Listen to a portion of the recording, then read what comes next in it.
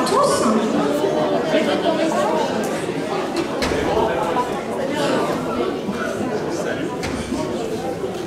Alors, je vais procéder à l'appel. Donc, Gérald Albano est absent et a donné pouvoir à moi-même. Nadine Beaufils. Raymond Marie Beaufils est absente et a donné pouvoir à Nadine Beaufils. Régine Bécuve. Pascal Boudin est absent et a donné pouvoir à Francis Verpi. Karine Busson. Liliane Carré. Hervé Chapuis. Michel Coignoux. Claude Collard. Serge Colombini. Patricia Contreau. Patrice Corby. Pascal Couillon. Max Darro. Marie-Hélène Fullier est absente et a donné pouvoir à Gisèle Mireux-Auchard. Éric Fleury. Donc, Annick Fournier. Présent. Thierry Gaudin. Jean-Pierre Gérardin. Denis Glaise est absent et a donné pouvoir à Arnaud Xinte. Brigitte Gounod est absente et a donné pouvoir à Roger Moreau. Laurent Grégoire. Franck Horry.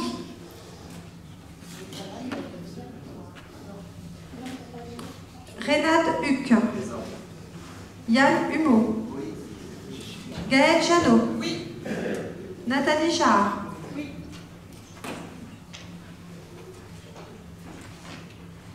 Fabienne Javon. Claudine Lobin. Pascal Lecomte. Lucille Lesens. Jean-Christophe Letiers. Patrice Masse. Solange Mélin.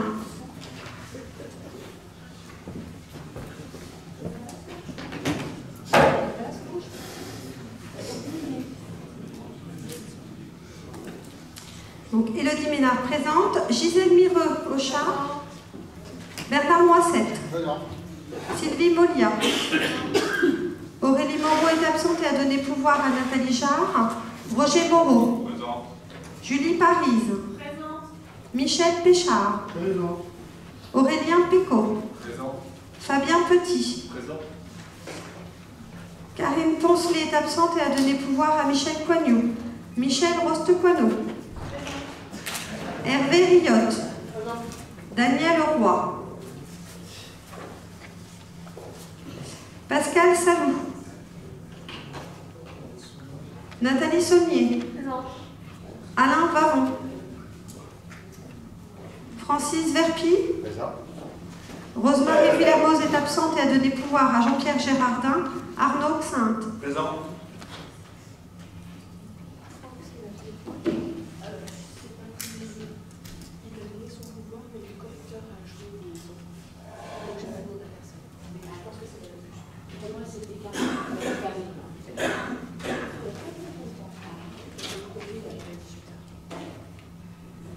Alors, on a Monsieur Horry qui a donné pouvoir à Madame Busson.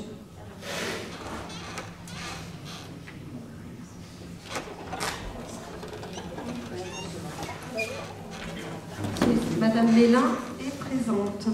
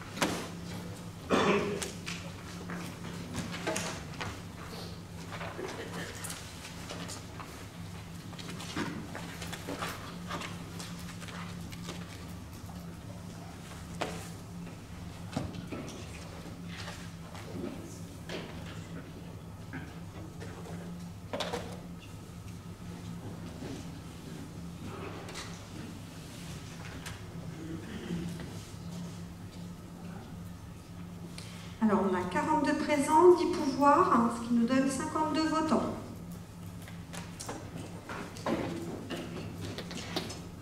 Alors, je voulais vous informer donc de la démission de Madame Lebègue. Donc, elle souhaite se retirer de ses fonctions donc, de conseillère municipale, car son emploi du temps ne lui permet pas de se rendre suffisamment disponible.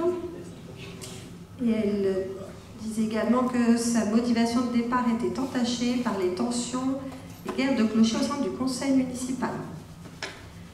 Donc j'ai sollicité la personne qui était la suivante sur la liste, qui était Monsieur Auchard, qui du coup a fait un courrier portant à ma connaissance son refus de cette nomination. Et donc je vous informe de l'installation aujourd'hui de Madame Fournier.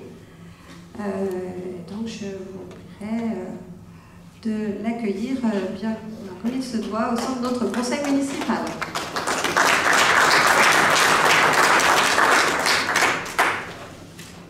Je voulais aussi vous présenter Monsieur Petit, qui est ici dans l'Assemblée, qui est notre nouveau responsable des services techniques, qui est arrivé jeudi. Je vais laisser se présenter. Bonsoir, je m'appelle Frédéric Petit, donc je suis arrivé il y a quelques jours dans la collectivité au poste de responsable des services techniques. Auparavant, j'étais à la ville de Troyes, et sinon, ça fait une vingtaine d'années que je suis dans la fonction publique et je suis ravi d'être ici. Merci.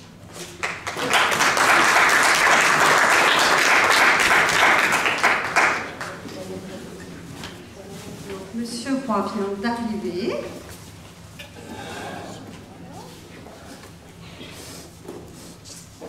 Donc cela porte à 43 le nombre des présents et toujours 10 pouvoirs, ce qui fait 53 votants.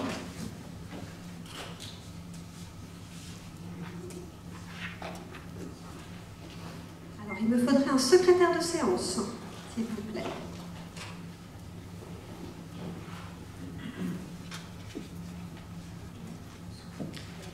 Alors du coup, Solange. Eh bien non, Solange, tu seras secrétaire de séance.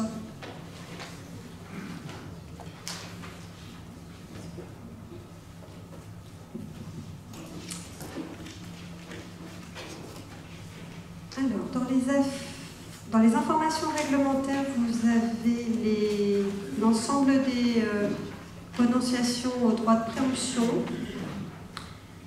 concernant voilà, les demandes effectuées le mois dernier voilà, pour l'ensemble des communes déléguées de Charmilles et Puisay.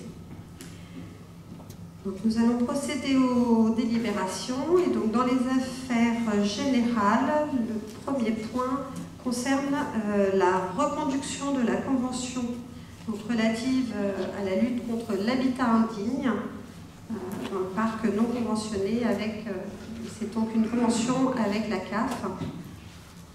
Donc on avait préalablement une convention qui arrivait à échéance au 31 décembre. Et donc il vous est proposé de reconduire cette convention qui pour le cas est donc de 5 ans, de 2023 à fin 2027. Est-ce que vous aviez des questions par rapport à ce sujet? Non. Eh bien je vous propose de procéder au vote de cette délibération. Qui est contre? Qui s'abstient? Je vous remercie.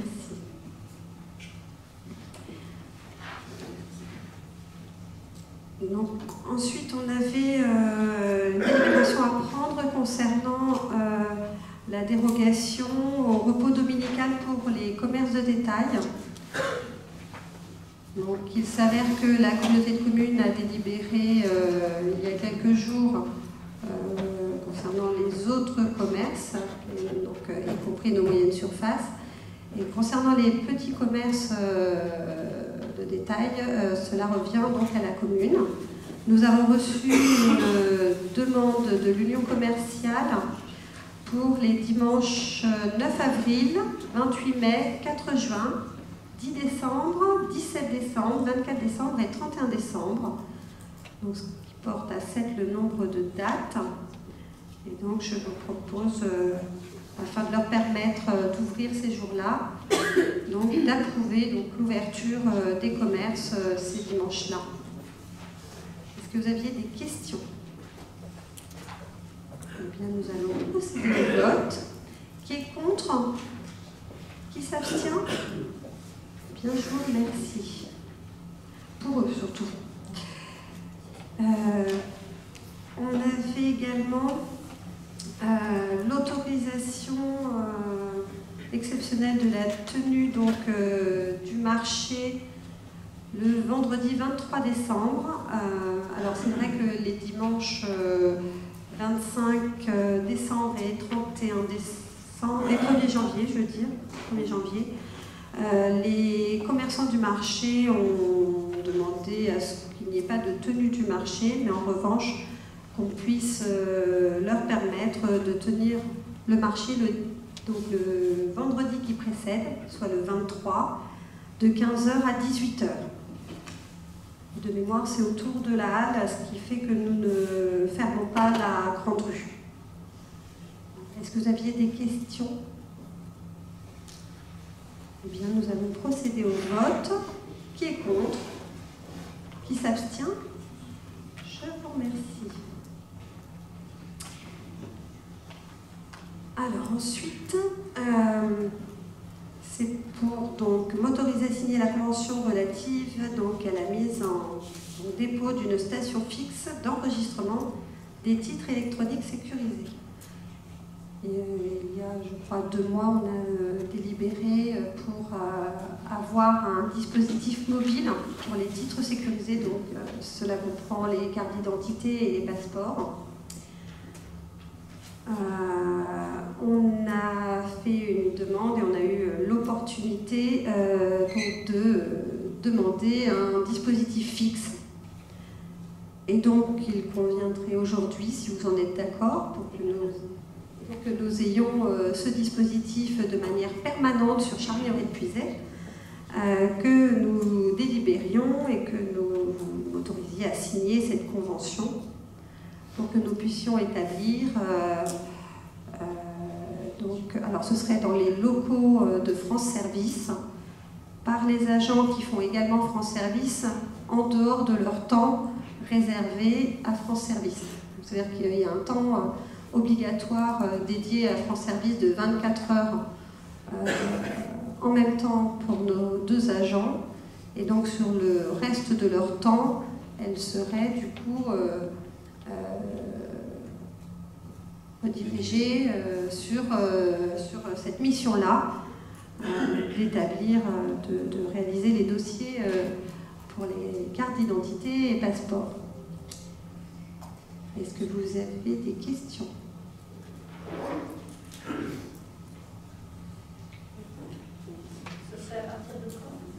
Donc pour faire simple, on pourra faire établir nos cartes d'identité biométriques à Carny. Oui. Et ça, tout le temps, et on serait la 7 ou 8e commune de Lyon. Donc, oui, on serait la 7 ou 8e commune de Lyon où on peut établir nos cartes d'identité et nos passeports biométriques, mais de manière permanente. De manière permanente. D'accord. Oui. Okay. Oui, oui. Alors, à partir de quand? J'aurais tendance à dire fin du 1er trimestre 2023. On est en train de s'organiser pour acquérir. Alors, il y a une partie du matériel qui est fourni par la NTS, donc l'Agence nationale des titres sécurisés, et le reste du matériel nous incombe.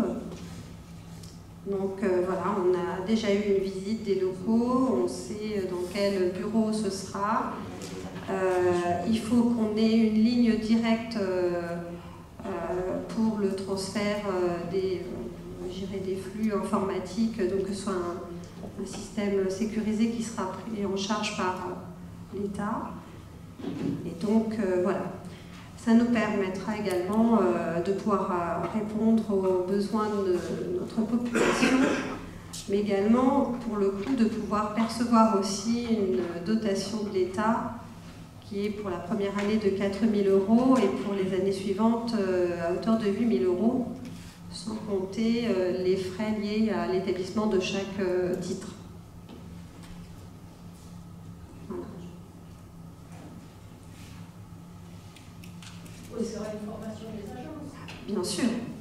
C'est pour ça qu'on ne peut pas le faire demain.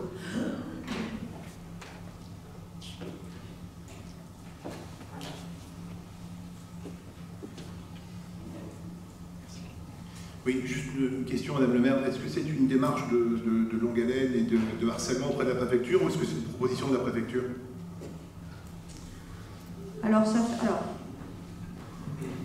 Je dirais que ça fait quelques années que l'on se bat pour avoir ce dispositif sur la commune. En tout cas, moi, je peux dire que ça fait maintenant 2 ans que je me bats pour avoir ce dispositif. Il y a eu une opportunité, je me suis infiltrée dans la brèche, très vite. Voilà.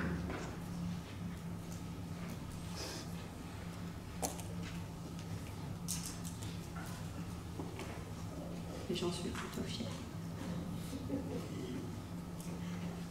Est-ce qu'il y a d'autres questions? Eh bien, nous allons procéder au vote.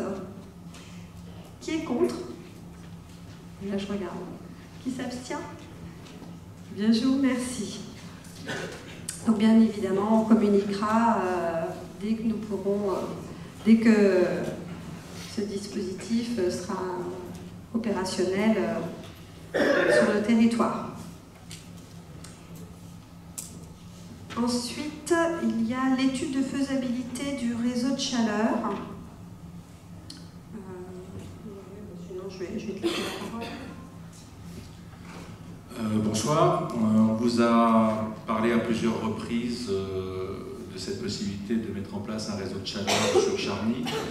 Il y a eu une présentation de Martin Chaste en septembre sur cette étude d'opportunité qu'il avait menée pour notre compte. Martin Chaste, agent de la CCDF, qui est commune. Certains d'entre vous, avec nous, ont visité le réseau de chaleur de Villefargeau, à côté d'Auxerre, qui consiste à 2 chaudières qui chauffent une salle polyvalente, la mairie, une école, une salle de sport gymnase. Suite à ça, on en a parlé une 2e ou 3e fois lors du débat de politique générale, en disant que ça faisait partie des projets prioritaires, puisqu'ils avaient vocation à faire des économies d'énergie, voire à nous faire regagner de la marge brute de financement.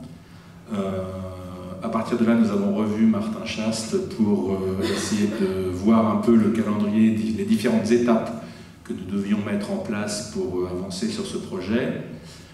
Il est en train de mener une étude d'opportunité avec nous pour voir si à Villefranche on pourrait également faire un réseau de chaleur, puisque à Villefranche il y a un certain nombre de bâtiments communaux qui sont dans un périmètre restreint, la mairie, l'école, la salle polyvalente, un certain nombre de bâtiments publics comme la boulangerie, la bibliothèque, l'association, la poste.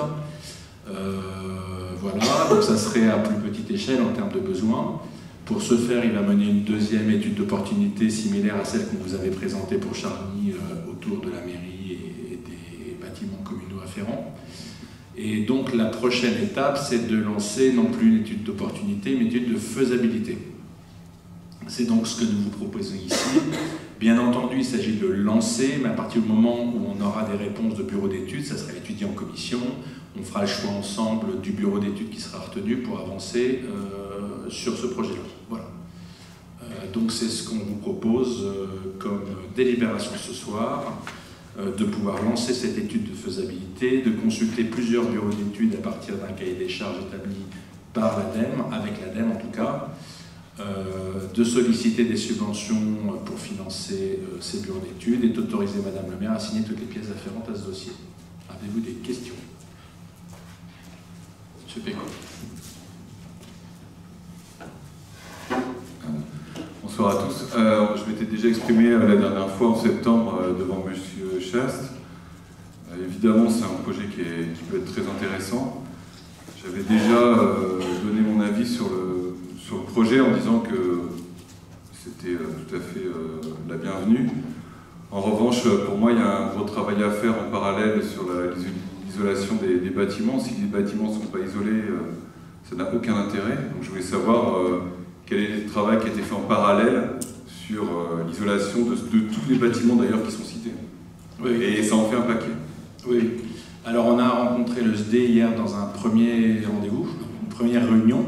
Le SDE, et on vous proposera d'adhérer d'ailleurs au dispositif du SDE dans un prochain conseil municipal, qui s'appelle le CEP de mémoire, c'est ça ? Le CEP, qui est un département, disons, du SDE, qui a justement pour vocation à étudier, je dirais, les passoires thermiques, étudier les problèmes d'isolation sur les bâtiments, pouvoir chiffrer le coût des travaux afférents, etc. C'est-à-dire se comporter, disons, comme un bureau de préétude. Et évidemment, ça doit être mené en parallèle avec ce réseau de chaleur.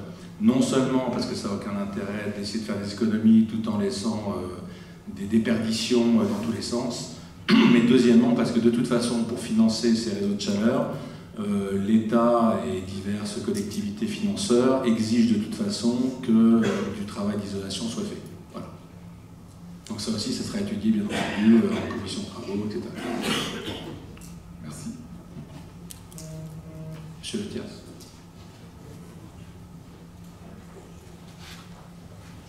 Oui, est-ce qu'on pourra avoir connaissance du cahier des charges spécifique établi par l'ADEME pour être diffusé à l'ensemble des élus? Oui, bien sûr, on pourra le faire, mais pour l'instant, il n'est pas encore. Ça fait partie du processus dans lequel on va s'engager.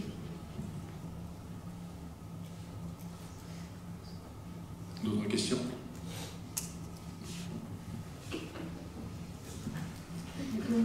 Eh bien, je vous propose de procéder donc au vote de cette délibération.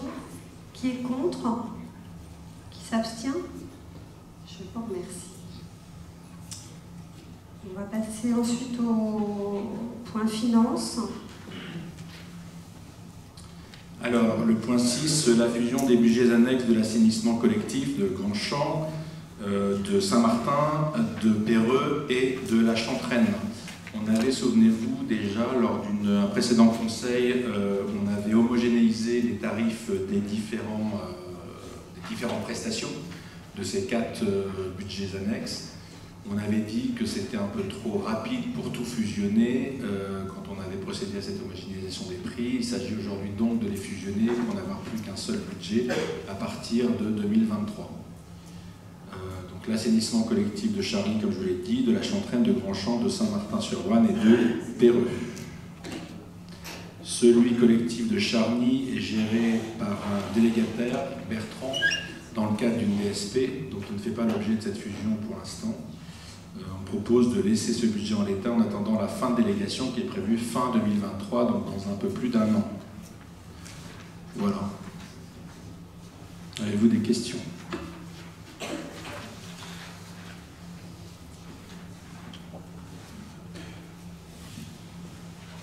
Eh bien, nous allons procéder au vote. Qui est contre? Qui s'abstient? Je vous remercie. Nous avons ensuite un certain nombre de décisions modificatives sur les 10 budgets. Alors, avant toute question, on le fait budget par budget parce que tant que la délibération précédente n'est pas envoyée à la préfecture et entérinée, elle n'est pas validée. Donc, pour l'instant, on le fait budget par budget. Mais évidemment, ça aura vocation à être fusionné par la suite. Donc, la délibération modificative 7 sur le budget annexe de la Chantraine porte sur 1 500 € et correspond à un remboursement d'une redevance. Toutes ces décisions modificatives ont été vues en commission finance lors du 5 décembre.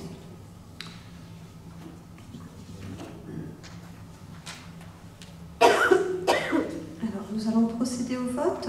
Qui est contre? Qui s'abstient? Je vous remercie. Décision modificative 8 sur le budget, cette fois-ci collectif de Grandchamp. Il s'agit de 50 €, c'est pour un amortissement. Voilà. Oui, ça, ce sont des jeux d'écriture. Il n'y a pas d'impact financier de sortie d'argent ou autre. Alors, nous allons procéder au vote. Qui est contre? Qui s'abstient? Je vous remercie. Cette fois-ci, pour le budget annexe de Saint-Martin-sur-Ouane, il s'agit de 2 500 € pour entretien et réparation, donc avec les différents jeux de chapitre sur la section exploitation vers la section investissement. Des travaux à la folie, oui, c'est ça. Alors, nous allons procéder au vote. Qui est contre? Qui s'abstient? Je vous remercie. Et enfin, sur l'assainissement individuel, il y a un certain nombre de... Pardon. Oui, c'est ça, c'est vrai, c'est non collectif. C'est pareil. Donc il y a 10 590 € qui correspondent à la sous-traitance générale, 16 560 à des dotations aux amortissements. Et puis en parallèle, du côté des subventions d'investissement, il y a 5 970 €. Et ça se répercute évidemment sur les sections investissement. Voilà.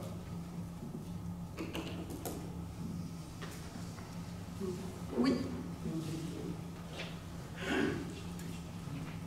Oui, je suis un petit peu novice en finance, mais il y a quelque chose qui m'interpelle. C'est pourquoi on amortit des études de filière d'assainissement non collectif, à savoir, ça doit être des études qui auraient dû être faites en 2018, sous convention avec l'agence de l'eau par le cabinet bureau d'études Havre, mais à savoir que la commune, nous sommes que boîte à lettres. Les subventions passent par nous, mais vont dans la poche du pétitionnaire. Parce que c'est des subventions qui sont déduites du coût final de l'opération. Aussi bien pour l'exercice de la parcelle qu'après derrière, il y a eu quelques réhabilitations et ça doit faire pareil. Alors, est-ce qu'on est obligé, parce que normalement, quand on amortit une somme, c'est quelque chose à but répétitif. On amortit un bâtiment parce que demain, on est peut-être susceptible de reconstruire un bâtiment. Mais là, aujourd'hui, c'est quelque chose, c'est un service. Est-ce qu'on est obligé d'amortir ou pas? Parce que finalement, surtout sur un budget de service, c'est vrai que ça permet de dégonfler un petit peu le fonctionnement pour refaire de l'investissement, à savoir que c'est de l'investissement qui ne sera pas prorogé. Alors, ouais, ça doit être une demande du centre, non, du service des impôts, c'est ça. C'est la trésorerie qui nous demande. Non, mais pourquoi? Il y a un article de loi, il y a quelque chose, parce que moi, c'est quelque chose là qui me paraît... par ailleurs, surtout que c'est une subvention, c'est des subventions de l'agence de l'eau, mais qui ne s'arrêtent pas pour la commune. La commune n'est que boîte à lettres. Même si ça transite par la commune, de toute façon, il faut bien l'intégrer, l'amortir. Je vous avouerai que toute la chaîne d'enregistrement comptable, je ne la connais pas, mais si ça transite par la commune, de toute façon, ça doit être intégré, ça doit être amorti. Mais est-ce que vous avez une réponse plus précise, monsieur? D'accord, ok, on reviendra là-dessus, peut-être qu'on passe à la décision suivante, et on revient là-dessus avant de voter celle-là, quand M. Bouillon aura trouvé la réponse. Ok? D'accord, merci. Donc le point 11, plan de financement pour la demande de subvention auprès de l'agence de l'eau Seine-Normandie pour la pose de repères de crues. Alors ça, c'est une décision, je crois. On avait délibéré sur cette pause en décembre dernier, 2021, mais on n'avait pas délibéré pour la demande de subvention, si je m'abuse, c'est ça? Ouais. Oui, j'étais pas encore là. Et donc aujourd'hui, suite à cette délibération pour la pose des digues crues, on vous propose de délibérer sur le plan de financement qui s'établit comme suit, donc un total de travaux en coût éligible de 7 225 € hors taxe, une subvention de 80% de l'eau Seine-Normandie, l'agence eau Seine-Normandie, qui correspond à 5 780 et en conséquence un reste à charge pour notre part de 1 445 €. Est-ce qu'il y a des questions? Eh bien, nous allons procéder au vote. Qui est contre? Qui s'abstient? Je vous remercie.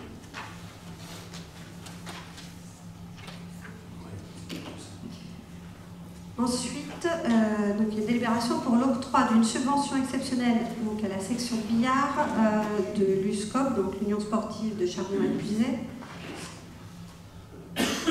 Alors c'est une subvention exceptionnelle à hauteur de 800 €. Donc je vais reprendre un peu la genèse. Afin de pouvoir concourir en championnat de France, la section billard avait besoin de réaliser des petits travaux, donc démolir une cloison, voilà, il y avait, pour pouvoir créer un espace entre guillemets, pour le public dissocié de l'espace des compétiteurs. Donc à cela, donc en effet, je m'étais engagée, puisque nos agents ne pouvaient pas réaliser les travaux, en tout cas en régie, nous n'avions pas le temps de le faire. Donc je m'étais engagée voilà, pour un montant maximum de 800 €. Et donc, en effet, j'avais vu avec la section billard pour qu'ils puissent donc se fournir auprès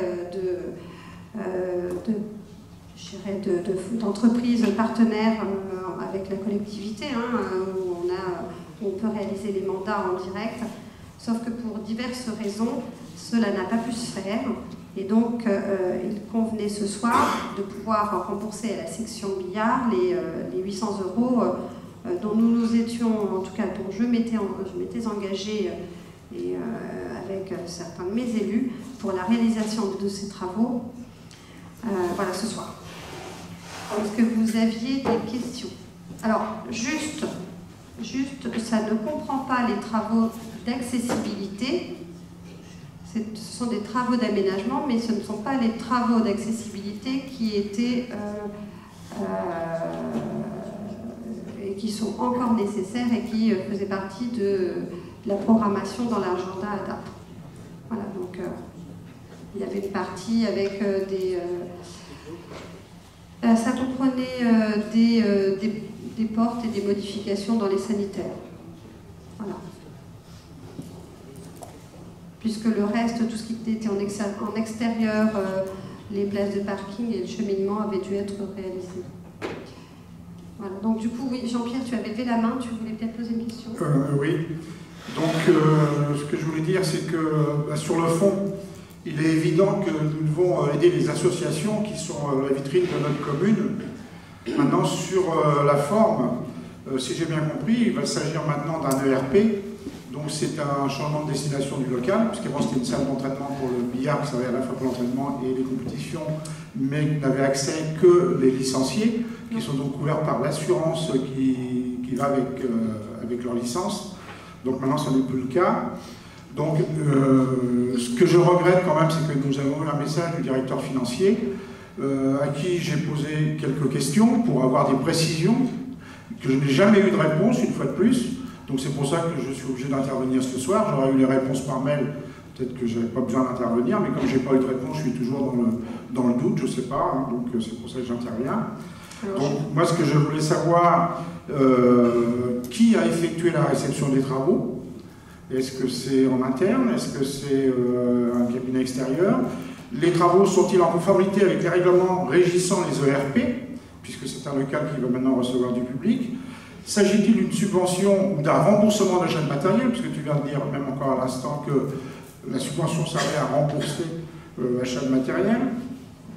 Et est-ce qu'une commission sécurité, donc liée à la gestion des ERP, a validé cet ensemble?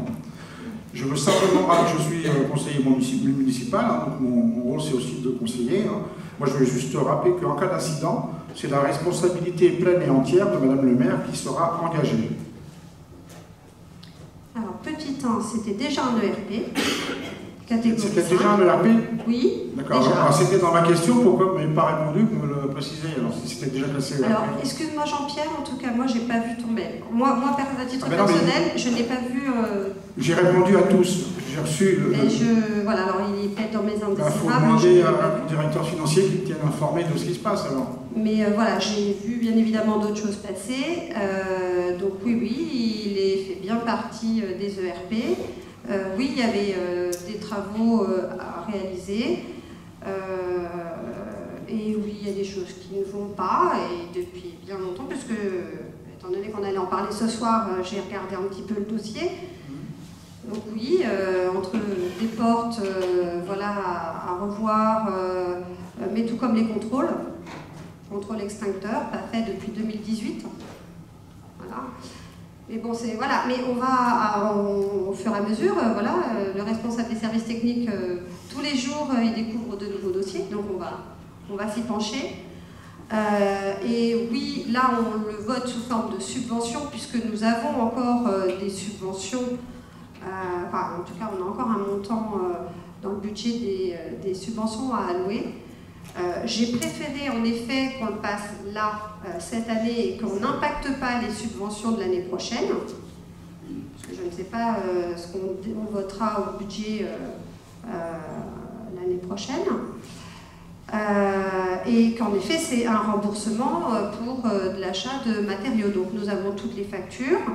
J'avais dit au président de la section que nous nous engagerions à hauteur de 800 € maximum. Si ça coûtait moins, on paierait bien évidemment moins.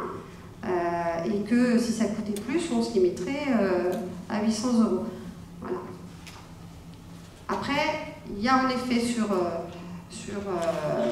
la forme où ça ne s'est pas passé de la manière dont voilà, je l'avais au départ envisagé, c'était que ça passe avec des fournisseurs de matériaux avec qui nous travaillons, mais les coûts des matériaux étaient tellement chers que en fait la section qui avait eux la charge de réaliser toute la main d'œuvre a été chez plusieurs entreprises de matériaux. Mais là, enfin, pour ça, tu as raison, il n'y a aucune. Donc c'est pour ça que je le passe sous forme de subvention. Parce que toutes les pour mettre toutes les associations à égalité, on a demandé quand même à toutes les associations qui demandaient des subventions de produire un CERFA, les projets, les comptes financiers, toutes ces choses-là. Et là, en fait, on passe en dehors de ça. Alors, je comprends que tu t'étais engagé avant. Non, mais je l'entends. Je le passe par facilité. Je le passe comme ça, sous forme de subvention. Bien évidemment, une association qui va demander, qui va solliciter la collectivité pour une subvention, c'est parce qu'elle va avoir un projet, c'est parce qu'elle va avoir quelque chose de spécifique qu'elle va devoir notifier dans son CERFA dans le cadre de sa demande et qu'on étudiera en effet lors de la commission ad hoc. Or là, c'est quelque chose d'exceptionnel et comme on a encore un petit montant sur notre ligne de trésorerie, notre ligne budgétaire réservée aux associations, en tout cas aux subventions, je me suis permise de solliciter la commission finances et la commission ad hoc pour avoir vos retours. Voilà. Après, si on ne délibère pas ce soir et on dit on attend et puis la section USCOP fera dans le cadre de son projet global mettra aussi une petite partie pour rembourser les travaux engagés à la section billard. Moi, il n'y a pas de souci. Après, il faut qu'on soit clair. C'est bien pour ça que j'ai pris le temps de répondre aussitôt aux messages et de poser les questions que j'estime justifiées, que j'ai jamais eu de réponse. Personne n'a pris le temps, la délicatesse de répondre. Jean-Pierre, déjà une première chose, ça n'est pas vrai que quand on envoie quelque chose aux finances, on ne répond jamais. J'ai pas dit ça. Tu viens de dire comme d'habitude. Oui, donc, ça n'est pas vrai. Non, ce que je dis comme d'habitude, c'est pas par rapport aux finances, c'est de dire que beaucoup de questions qu'on a posées, on nous dit vous aurez la réponse la prochaine fois. La réponse, on la voit jamais venir. Et en l'occurrence, sur ces questions-là, nous n'avions pas toutes les réponses. Nous avons fait un tableau que notre directeur financier a fait sur les différentes réponses des différentes personnes de la commission ad hoc. Nous savions que nous pourrions en parler en conseil municipal.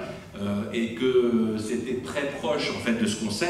Voilà la raison pour laquelle on n'a pas répondu. Et maintenant, Madame le maire vous répond. Donc voilà. Non mais ça je peux le comprendre aussi. Mais à ce moment-là, il suffisait de me répondre. On n'a pas reçu votre message. On pose la question, on recherche et puis voilà, c'est tout. Que là je suis complètement dans le Très bien. On va poser une question, je joue le jeu, je pose une question et ça sert à rien quoi en fait. Ça sert à rien. Si, ça sert. Là, on y répond aujourd'hui, donc on y répond avant de passer la délibération. Donc, on se doutait bien que ne répondant pas au mail, tu allais poser la question au conseil. On aurait dû te répondre, nous y répondons. Oui, donc ça veut dire, donc tu confirmes que tu as bien vu mon mail.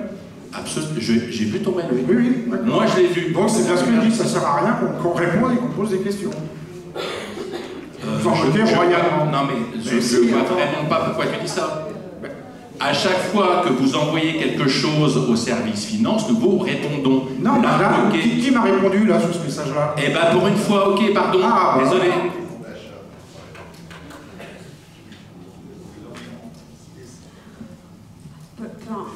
Peu importe, on va avancer. Soyons constructifs. Alors, monsieur Le Thiès.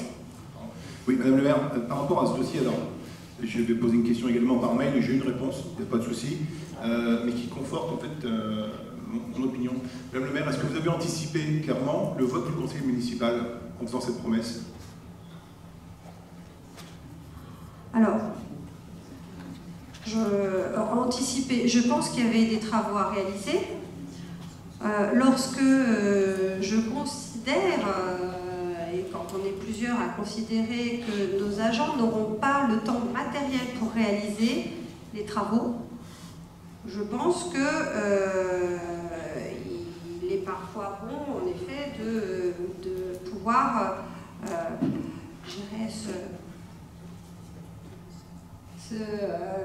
se reposer, on va dire, sur nos associations. Et ça s'est fait à plusieurs reprises, où des associations ont fait des aménagements.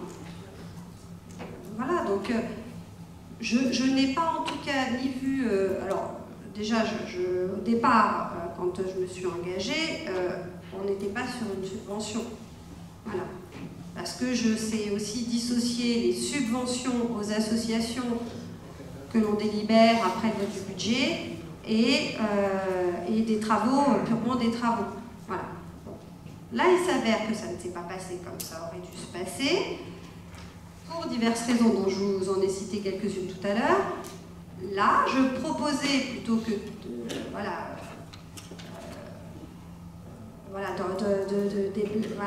parler pendant 2 heures d'un sujet qui, pour moi, n'a pas forcément lieu, c'était la facilité et que le billard, en tout cas la section billard, n'attende pas encore 6 mois pour avoir leur subvention. Ils ont aussi une trésorerie à maintenir, et donc je proposais de rembourser ces 800 € dont je m'étais engagée. Alors ça leur a bien évidemment coûté plus cher, et moi, entre les matériaux, on se serait forcément fourni localement, ça aurait coûté plus cher, et le temps de nos agents aussi, ça nous aurait coûté. Je considérais que c'était peut-être plus simple de verser une subvention exceptionnelle, voilà, et voilà, maintenant, après, vous en êtes le juge, et puis chacun a le droit de s'exprimer, et il s'exprimera, voilà.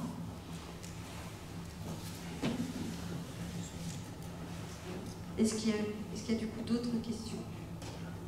Non? Bon, eh bien, nous allons procéder au vote. Qui est contre? Je précise que par là, c'est pour le pouvoir. Oui. Donc, du coup, oui, un contre. Qui s'abstient? Est-ce qu'il faut mettre les noms? Non. Alors, 1, 2, 3, 4, 5, 6, 7. 7 abstentions. Donc un contre et 7 abstentions. Bon, eh bien, je vous remercie. Et puis, je vais redonner la parole à M. Xin pour vous expliquer pour la dernière décision modificative. Oui, donc on revient sur le point 10. la décision modificative numéro 1 sur l'assainissement non collectif, la trésorerie a estimé que cette dépense-là aurait en fait dû être prise sur le budget de fonctionnement. Ça a été engagé, je ne sais plus en quelle année, 2017. Et donc nous a demandé, puisque nous l'avions inscrit en investissement, nous a demandé, et que donc en investissement ça avait fait l'objet d'amortissement, nous a donc demandé de passer en amortissement également les subventions. Donc c'est ce que ces différentes décisions modificatives prennent en compte. C'est-à-dire qu'à partir du moment où on inscrit en immobilisation, donc en investissement, donc derrière en amortissement, des dépenses, il faut faire la même chose pour les subventions. Mais clairement, ils nous ont dit que ça aurait dû être pris sur le fonctionnement, c'est-à-dire de l'entretien, etc.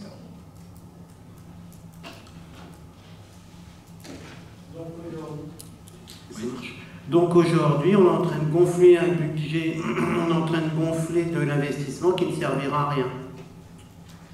On est en train de...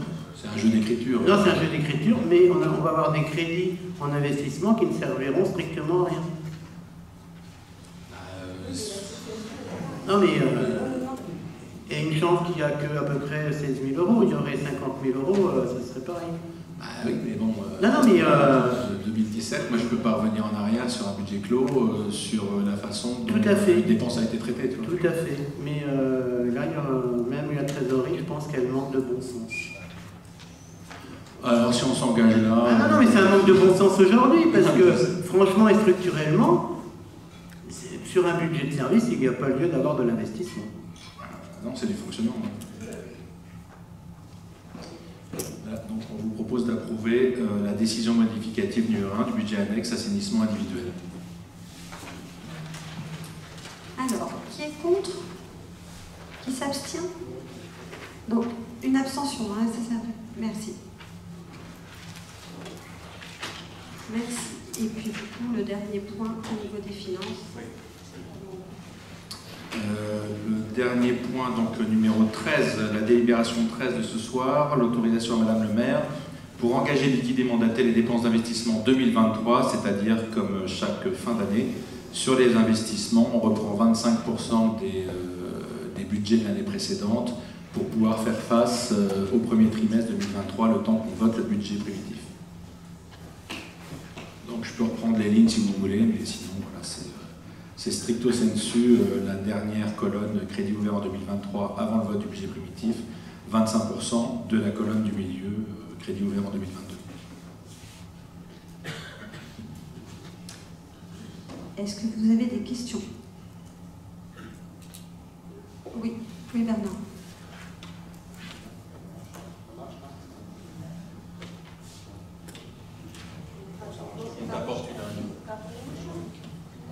Oui, là c'est sur le budget principal et les budgets annexes. Absolument. Alors, sur les budgets annexes, j'avais posé la question à Madame le maire. Là, on vient de voter le regroupement des budgets annexes assainissement. Donc, comment ça va se passer en 2023? Parce que les budgets annexes assainissement, ils seront regroupés en un. Donc, ça va regrouper tout dans le même... Oui, et ça se fera automatiquement. Exactement. C'est comme ce que je disais sur quand j'en ai parlé tout à l'heure en disant que tout d'abord on faisait la fusion, on votait la fusion, ensuite on votait les décisions modificatives sur les différents budgets. De la même façon, ça sera regroupé dès qu'on est au début 2023.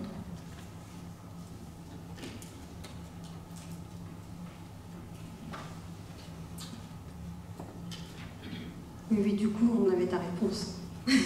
Comment? On avait ta réponse. Ah, j'ai demandé. Voilà. Nous allons procéder au vote.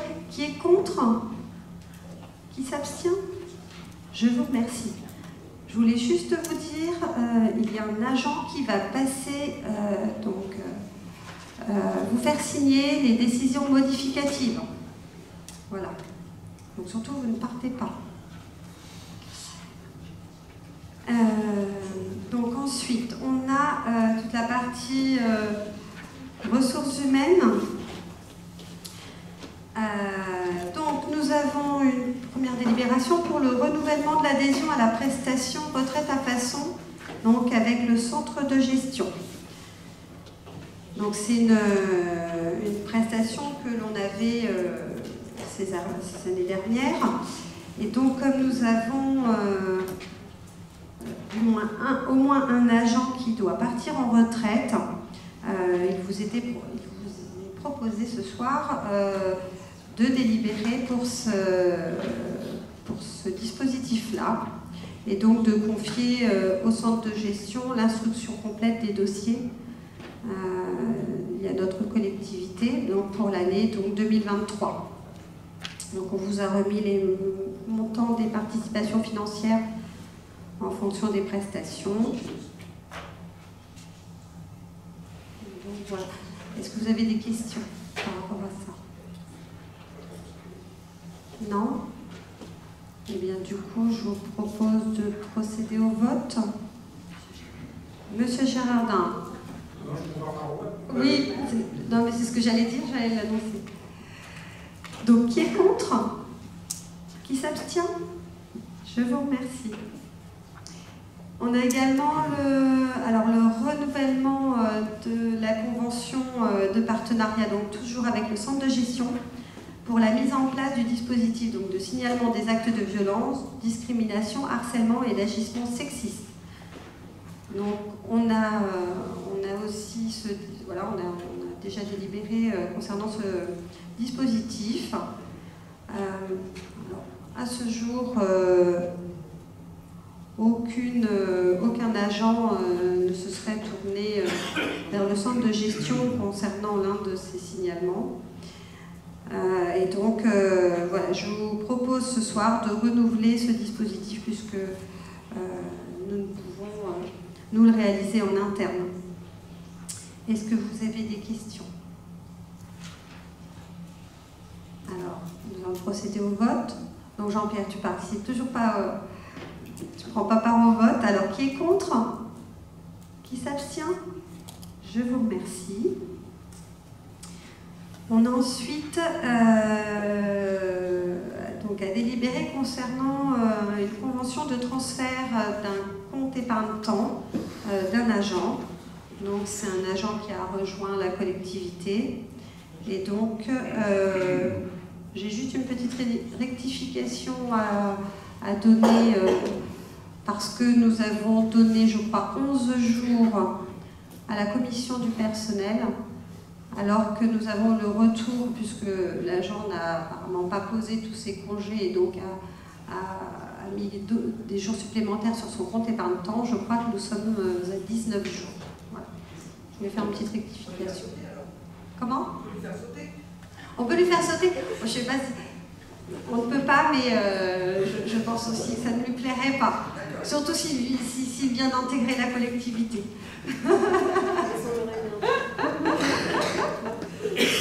Voilà. Donc, est-ce que vous avez des questions à ce sujet? Voilà, nous allons procéder au vote. Qui est contre? Qui s'abstient? Je vous remercie. Et puis, tout comme l'année passée, je vous propose de délibérer pour l'attribution en fait, de bons d'achat aux agents, ainsi qu'à leurs enfants pour les fêtes de fin d'année. Donc on a pris les effectifs là du mois de décembre, hein, et puis ce sont des bons d'achat de 40 € par agent et 40 € par enfant. On s'est basé sur les données de l'année passée, puisque du coup nous n'avions pas pu ni en 2020 ni en 2021 faire un repas de fin d'année, et donc voilà. Donc on vous proposait de reconduire cet avantage social, je dirais, même si ça ne plaît pas trop. Voilà. Pour remercier nos agents en cette fin d'année. Est-ce que vous aviez des questions? Non, je vous propose de procéder au vote. Qui est contre? Qui s'abstient? Eh bien, je vous remercie. Alors, dans les affaires diverses. Alors, je voulais vous transmettre les remerciements du docteur Farah. Il vous remercie tous pour l'aide qu'on a pu lui apporter pour exercer ses missions au service de la population, puisque du coup il avait été détaché dans le cadre du Covid-19. Et puis là, il a pris définitivement sa retraite. Donc voilà, il tenait à vous remercier tous. Voilà. J'avais aussi, on a reçu un petit appel au don pour le don du sang. Ils seront sur Charny, donc le 5 janvier, de 8h à 12h30, ici même, donc à la salle polyvalente. Je voulais aussi vous informer de la signature de la Convention cadre des petites villes de demain qui a eu lieu jeudi dernier, donc le 15 décembre à Saint-Sauveur, en présence du préfet. Je voulais vous informer également de la signature du pacte des territoires en présence du président du département qui a eu lieu aujourd'hui même à Mézille. Je voulais vous faire un petit point alors sur l'éclairage public. Nous avons modifié, comme nous en avions parlé, les horaires de l'éclairage public. En revanche, ces changements n'ont pas encore été effectués sur la départementale 943 qui relie donc Joigny à Montargis et qui concerne les communes de Villefranche, communes déléguées de Villefranche et d'Issy. Mais du coup, voilà, ça va s'organiser.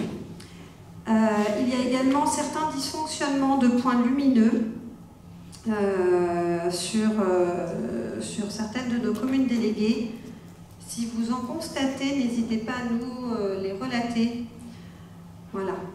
Il y en a bon, quelques-uns dont nous avons connaissance. Et puis, voilà, on est en lien avec le prestataire du syndicat d'énergie. Et donc, voilà, si vous avez, puisque on voyage sur le territoire, mais on ne peut pas être dans tous les lieux dits. Si vous avez des remontées à nous faire, voilà, n'hésitez pas. Je voulais vous faire un petit point également sur la fibre. Donc là, ça va concerner plutôt les 2/3 du territoire, puisque je n'ai pas encore eu rendez-vous avec le prestataire Bayonne, qui s'occupe du sud du territoire.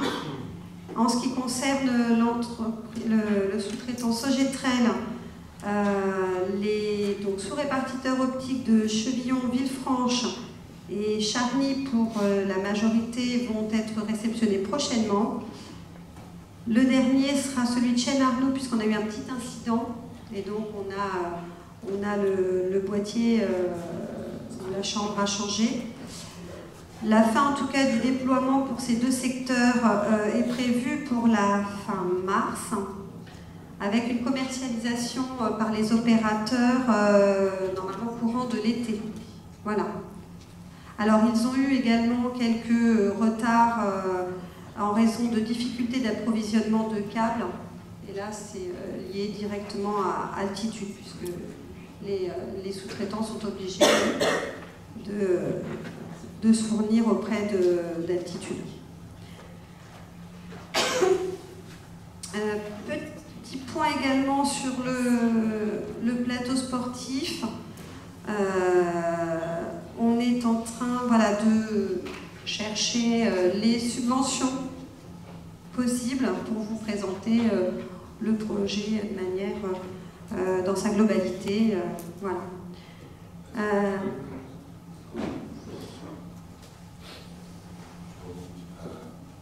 Je voudrais savoir, je l'ai posé en commission finance, je voudrais savoir qui s'occupe de chercher ces subventions au sein de la mairie. Je réponds alors. Non, mais après... C'est quand même la base du... C'est un gros travail, donc on voudrait juste simplement savoir qui... Est-ce qu'il y a un agent dédié à ça? Alors, pour l'instant, il n'y a pas d'agent dédié à ça. C'est principalement le service des finances qui va être en charge des recherches recherche de subventions. En lien avec l'agent de la communauté de communes, M. Contente, qui lui est un agent de la communauté de communes, un chargé de mission qui est dédié et qui est mis à disposition des communes pour les recherches de subventions. Ceci étant, de mon côté, je cherche aussi, et j'ai déjà lancé quelques lignes. Très bien, seulement, donc c'est très bien de chercher, seulement nous, ne faisant pas, enfin moi personnellement, partie de la commission sport association, je ne sais pas comment est le projet. Donc, vous cherchez des subventions sur la base du projet qui a été présenté à une petite dizaine d'élus de cette commission, c'est ça?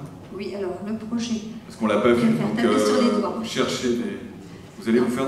Je vais me faire taper sur les doigts. Je sais pas, mais enfin... Est-ce que je te laisse savoir? Normalement, le projet va vous être présenté soit en janvier, soit en février, par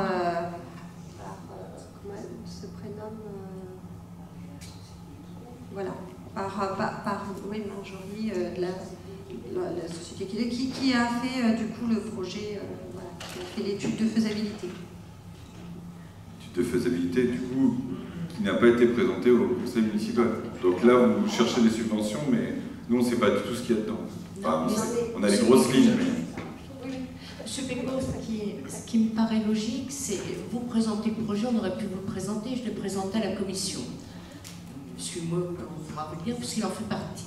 En revanche, je trouve que pour présenter un projet comme ça, où il y a une certaine somme, c'est pas un projet à 100 000 €, hein, il y a 200 000 €, il est évident qu'il faut qu'on puisse aussi vous projeter les éventuelles subventions que nous pourrons avoir. C'est tout. C'est pour vous donner quelque chose de concret. Pour ne pas aller dans le vide en vous disant on vous montre ça et puis maintenant on va aller chercher. Non, non. Parce que je pense que pour bien travailler, il faut essayer d'avoir aussi les subventions qu'on pourra mettre derrière. Et comme ça, ce jour-là, je ne sais pas si ça sera à l'ordre du jour pour prendre la décision ce jour-là, mais au moins vous aurez tous les éléments en main. Ce projet il présente forcément plusieurs scénarios. Donc en fait, vous allez faire bosser soit des élus, soit des agents qui vont vous dire bah voilà, il y a tant de subventions sur telle chose. Mais en fait, au final, on va retenir que certains scénarios, donc ils vont faire une partie du problème. Il n'y a pas plusieurs scénarios. La globalité, c'est une globalité de projet à la base. Hein.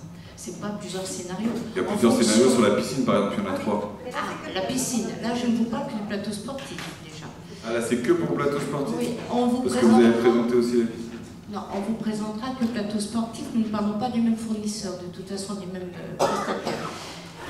Il n'y a pas plusieurs scénarios, hein. Le plateau sportif, il y a plusieurs, on va dire, options.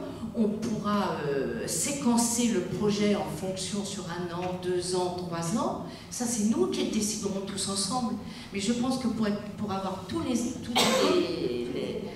les éléments, il faut qu'on ait en face les subventions possibles, pas du peut-être. Voilà, c'est tout. Voilà pourquoi j'avais demandé à Mme le maire si on pouvait chercher aussi les subventions de façon à vous amener quelque chose de bien ficelé. Parallèlement à ça, au dernier conseil, vous avez fait venir un cabinet d'études pour savoir si en gros nos fonds propres permettaient l'investissement de ces projets-là. Donc c'est pareil, là on avance sur un projet, c'est très bien, tant mieux enfin. Maintenant, on ne sait même pas si de toute façon nos fonds propres permettront de se le payer, M. Xlin.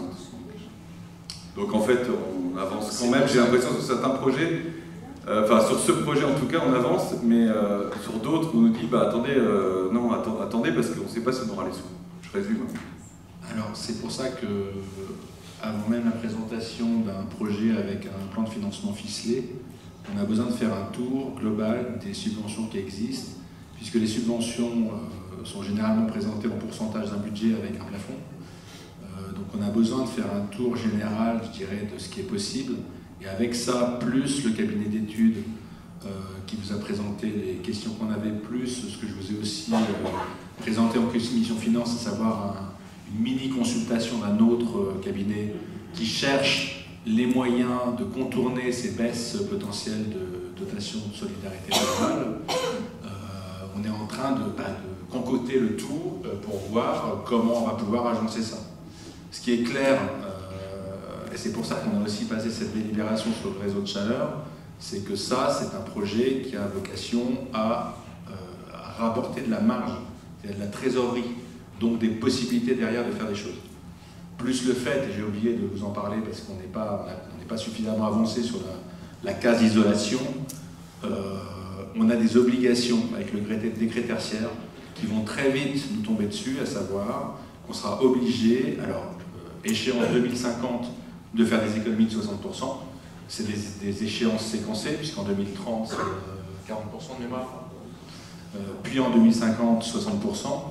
L'idée derrière ce réseau de chaleur de gagner de l'argent et d'engager donc tous ces travaux d'isolation, c'est un, de les faire le plus tôt possible, parce que plus on attend, plus ils vont coûter cher, parce que les bâtiments se détériorent, et deux, de partir sur l'échéance 2050, plutôt que de se dire on fait petit, et puis derrière, il faudra faire tout.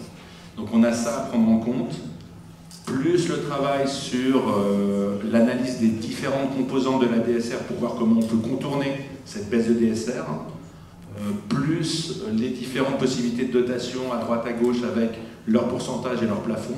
On va concocter tout ça et on mettra en place un plan pluriannuel d'investissement qui englobe le tout et qui sera vraisemblablement présenté lors du débat d'orientation budgétaire. Okay. Après, je pense que c'est aussi pour avoir une meilleure... Voilà, il va y avoir des décisions à prendre et pour une meilleure prise de décision, on est obligé quand même... C'est pas tout de vous présenter le projet avec un montant global, il faut quand même qu'on puisse aussi vous présenter le financement. Ça, je suis complètement d'accord, mais en fait, ça vaut pour tous les projets.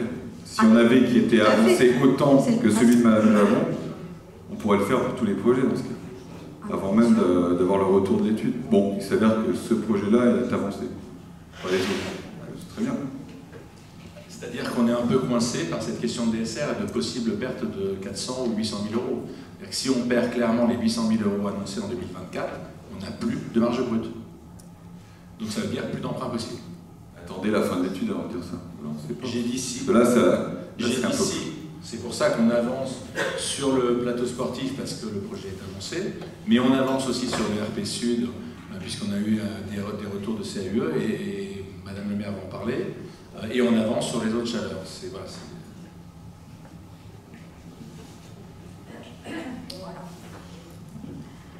Du coup, sur le RP Sud, on a donc, suite à notre délibération, nous avons lancé un marché qui est aujourd'hui clos. Nous avons donc reçu... Oui. Un marché d'AM, oui. On a un dossier qui a été déposé et donc on va réaliser l'analyse pour pouvoir le présenter en commission. Le deadline était vendredi dernier. Donc voilà. Donc je voulais aussi vous informer que le dispositif hibou pour l'atterrissage des hélicoptères de nuit dont nous avions délibéré a été mis en place et qu'il est en fonction. Voilà. Nous ne l'avons pas encore testé, en tout cas, j'ai pas... Voilà. J'avais aussi à faire un petit point, puisque du coup, nous en parlerons probablement prochainement. Un audit organisationnel nous avait été demandé par le département à la cuisine centrale. L'audit a eu lieu les 6, 7 et 8 décembre dernier. Une restitution sera faite aux membres du conseil d'administration début janvier. Et puis donc voilà, et puis on parlera de l'assiette locale normalement au début d'année prochaine. Je voulais aussi faire un point sur les procédures en cours. On avait une procédure sur Prunois concernant la mise en place de 2 places de stationnement face à la mairie. Normalement, une issue amiable devrait être engagée. Je crois qu'on a reçu aujourd'hui, on a dû recevoir une convention. Voilà. Et puis, on avait une seconde procédure qui est à l'initiative de M. Pécaud concernant la convention avec Enfance et Loisirs pour tous, sur le périscolaire pour l'année 2021. Donc j'espère qu'on trouvera une issue amiable. Je voulais revenir quand même sur cette convention parce que voilà, il y avait eu des quiproquos. Cette convention a été en effet rédigée par l'un des agents de la collectivité. Elle a été transmise au secrétariat des assemblées pour qu'elle vous soit diffusée en annexe en vue du conseil municipal donc, le 22 juillet. La convention avant le conseil municipal a été modifiée. Alors, la première convention inscrivait un montant de 32 €.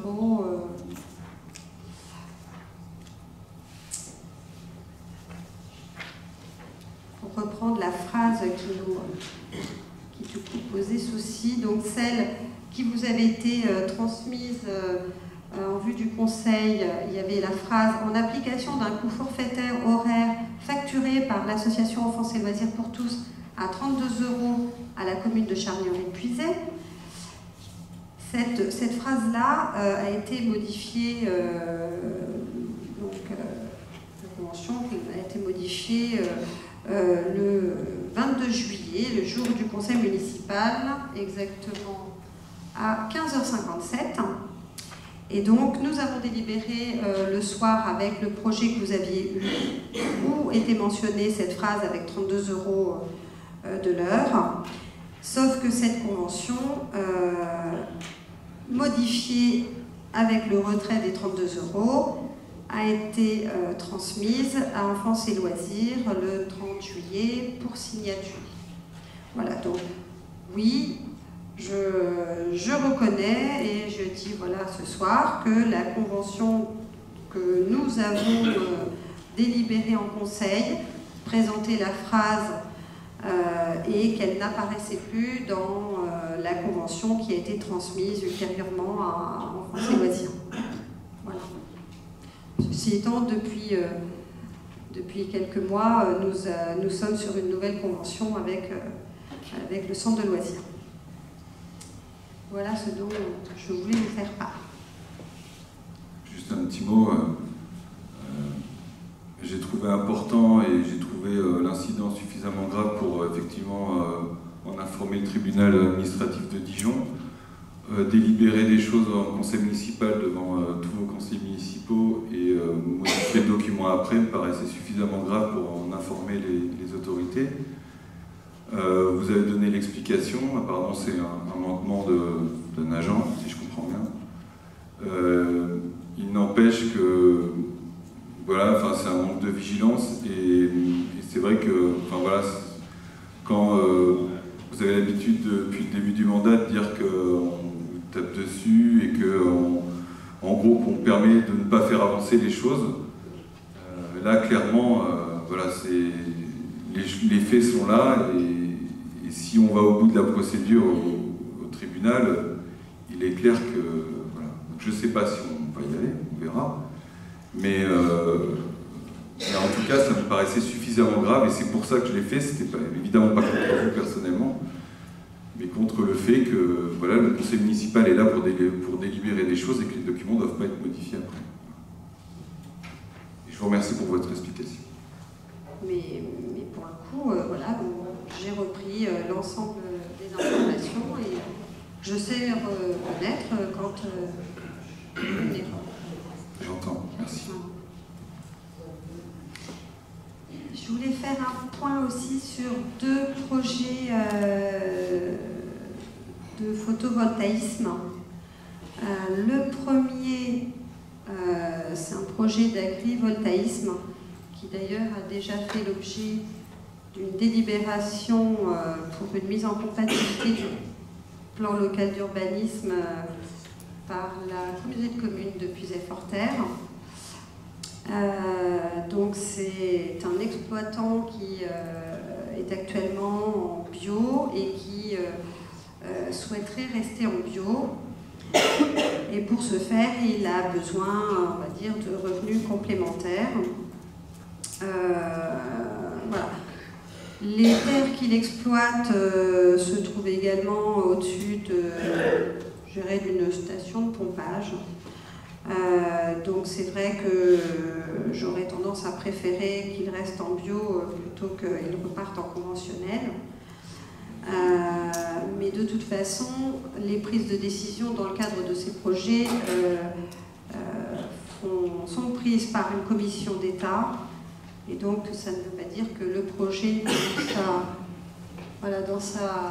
déjà d'une part dans sa globalité, puisse être réalisé en tant que tel, puisque je crois qu'il y a une superficie maximum par exploitant, et puis parce que plusieurs services de l'État prennent leurs décisions, et donc ça fera l'objet de réunions en préfecture. Et donc il y a un second projet. Alors le premier projet, celui que vous aviez, on est sur des parcelles de mémoire agricole, zones agricoles et zones naturelles. Le second projet, donc pour l'instant, on est allé en préfecture et il y avait eu un refus. C'est celui-là. Oui, à cause du PLU. C'est sur l'ancienne base ULM de Péreux. Et pour le coup, on est sur une zone AF, donc de loisirs. Voilà. Donc, je voulais vous en informer également. Pour l'instant, il n'y a pas eu la communauté de communes a été sollicitée également. La préfecture aussi, on a déjà eu des réunions. Bon, pour l'instant, c'est pas encore dans les tuyaux. C'est également la dernière zone AF qui pourrait être exploitée dans le cadre d'une activité de loisir.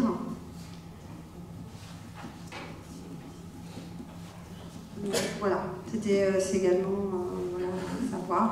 Moi, j'avais dit que je vous présenterais succinctement, et si vous avez besoin des différents supports, on pourrait vous les transmettre pour avoir une idée. Et puis à ça, je pense très fort à Monsieur Le Thiers, où je vais avoir normalement prochainement, puisque ça devait être aujourd'hui, rendez-vous dans le cadre de la prospection d'éoliennes. Moi qui suis con. Non, voilà. Donc je vous en tiendrai informé lorsque je les recevrai.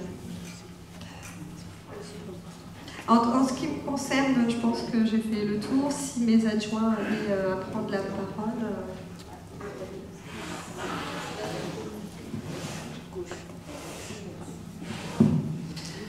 Bonsoir à tous. Juste une petite information. J'ai eu le service déchets au téléphone cet après-midi. Il a été convenu donc que le ramassage des sacs hors bac sur la commune de Charny-Auray-de-Puisaye s'arrêterait au 15 janvier. Donc ils sont en train ils déposent des papiers pour prévenir toutes les boîtes aux lettres, tous les foyers qui présentent un sac, qui déposent un papier en boîte aux lettres pour rappeler de se munir d'un bac, et donc de contacter le service déchets pour demander un bac. Donc voilà, depuis l'été que c'est comme ça, donc au bout d'un moment il faut arrêter. Donc au 15 janvier, donc on laisse passer les fêtes. Et au 15 janvier, il sera demandé que l'ensemble des foyers de notre commune aient un bac. Donc à tous les habitants qui n'ont pas encore fait de demande de bac, il suffit de contacter le service déchets de Ronchères et de demander un bac qui leur sera livré. Voilà.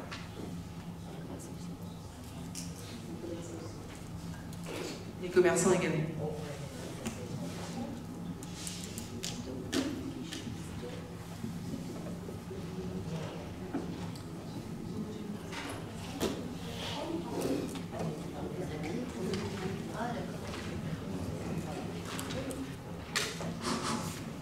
voudrais juste vous parler de la SNCF, la ligne de chemin de fer à Charny. Donc il y a 6 mois, on a fait une demande à la SNCF pour qu'elle soit nettoyée. Donc nous avons eu une réponse il y a à peu près 1 mois, donc une réponse positive. Nous avons été reçus par la SNCF l'année dernière. Nous avons fait une tournée de voies. Et donc, suite à cette tournée, la ligne va être nettoyée à peu près de la gare de Charny jusqu'à la route de la Motte. Donc, ça fait à peu près 4 km. Il y en a pour 45 000 €. Bon, c'est la SNCF qui paye, évidemment. Suite à ça, les riverains, si par la suite ils veulent continuer à nettoyer un peu devant chez eux, ils pourront le faire parce que la SNCF ne recommencera pas. On a eu beaucoup de mal à les persuader de nettoyer. Donc on a eu la chance d'avoir une réponse positive. Donc normalement les travaux devraient commencer le 9 janvier, les derniers renseignements que j'ai. Donc voilà. Alors les 4 km, ça part du Vélorail jusqu'à la route de la Motte en face cuisine. Ouais, ça fait 5 à 4 km. Voilà. J'ai encore une petite chose. Moi, je voudrais remercier pour les décos dans Charny, donc l'union commerciale. Je voudrais remercier le comité des fêtes, le service technique aussi, parce qu'ils ont eu beaucoup de mal, parce qu'avec la nacelle qui est tombée en panne. Donc, je voudrais les remercier. Donc voilà, c'est tout.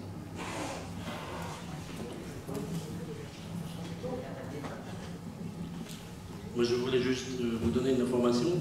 Donc, on a passé une commande auprès d'une entreprise pour dératisation de la halle, ça devenait de plus en plus critique, et également dératisation des canalisations d'assainissement.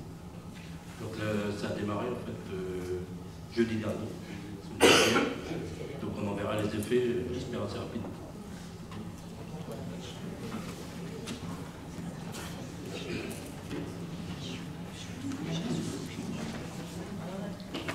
Juste, si je voulais aussi, parce que du coup on a eu un petit...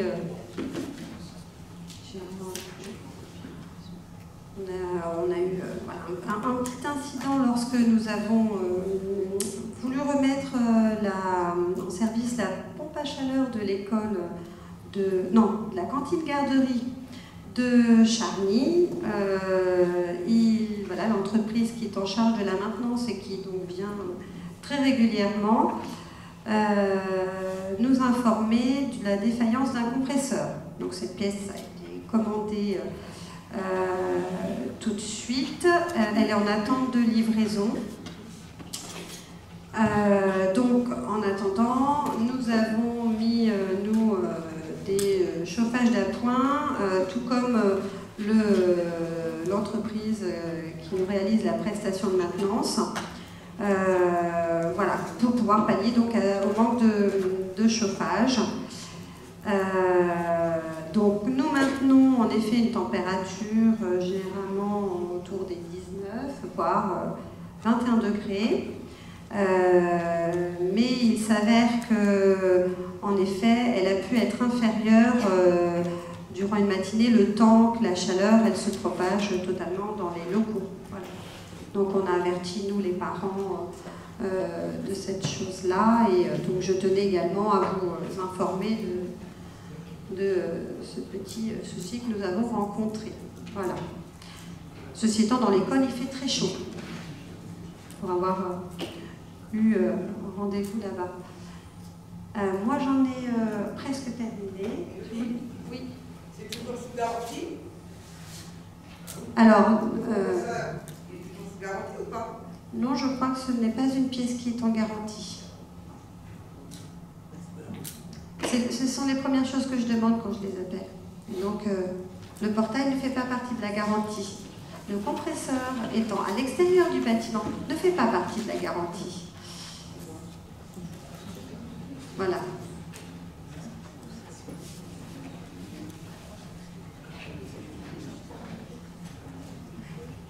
Et on a eu aussi un petit souci de four, donc c'est pareil, on est... Ah oui, bah alors tant qu'à faire, allez, je m'épanche.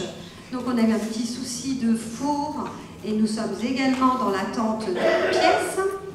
Donc actuellement, l'école de Charny doit être livrée en liaison chaude, si je ne m'abuse, encore. Normalement, on devrait, l'intervention doit être mercredi, la semaine prochaine, sur confirmation. Hein. Je ne sais pas si on a eu la confirmation, mais normalement, voilà. Donc la semaine prochaine, ça devrait être ça devrait être réglé. Voilà. Mais nous sommes derrière. Voilà. Arnaud, tu voulais prendre une toute petite chose concernant à nouveau le réseau de chaleur. Il est évident qu'il y a une question principale à résoudre, qui est l'endroit où on peut construire installer des chaudières, et construire le stockage. Il y a un endroit qui est derrière l'EHPAD, qui appartient au département. Nous sommes bien entendu rapprochés du département, qui nous a fait une proposition double proposition. Nous avons choisi celle-là, qui est de passer une délibération de principe de mise à disposition du terrain, d'une partie du terrain nous permettant de construire les chaudières, les installer, ainsi que le stockage. Puisqu'il fallait absolument avoir quelque chose qui soit central et qui soit accessible pour les camions qui viendraient livrer les plaquettes, etc. Voilà.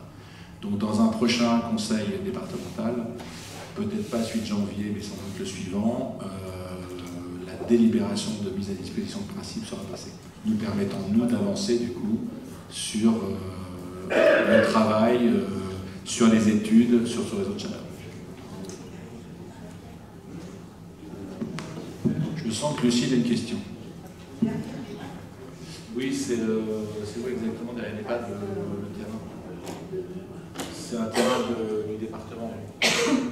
C'est le terrain, oui, du département, la DDE, le dépôt qui est à l'arrière de la chemin du Vernois, à l'arrière de l'EHPAD. En 2016, ce terrain n'était pas inondé? Si, on est dans une zone, on est déjà dans une zone inondable. Oui. Et on va construire dans une zone inondable? Oui, ensuite. Ah bah sinon, alors je demande déjà aux maisons actuelles, je vais les démolir. L'école aussi. Oui, l'EHPAD aussi d'ailleurs. Sauf que tout ça, ça a été fait pour certaines choses avant 2016. Depuis, on a vu l'inondation, donc je pense qu'il y a d'autres réflexions à avoir. Alors le problème, c'est que... Il n'y a pas d'autre solution? Bah, va falloir réfléchir alors. Désolé. Lucille, je te rappelle que nous avons un plan local d'urbanisme intercommunal qui nous contraint fortement dans les constructions et que nous ne pouvons plus forcément construire. Alors après, ça implique forcément d'être à une certaine hauteur au-dessus de la cote NGF et ceci et cela. Mais oui. Pour envoyer l'eau en amont? Non. Non mais en même temps l'endroit doit être surélevé puisqu'il y a un quai de déchargement pour les plaquettes.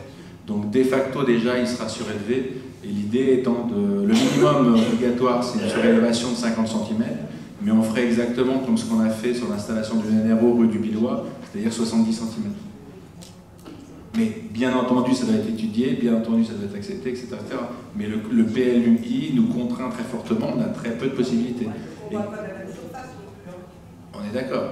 Bah oui, non, mais d'accord, mais voilà. Mais de toute façon, les bâtiments dont on sait qui peuvent bénéficier de ce réseau de chaleur, il y en a la moitié en zone inondable. Donc, et l'autre moitié de l'autre côté de la route de la Motte. Ça veut dire que de toute façon, il faut trouver un endroit pour installer les dispositifs centraux pour pouvoir irriguer derrière la chaleur dans les différents bâtiments.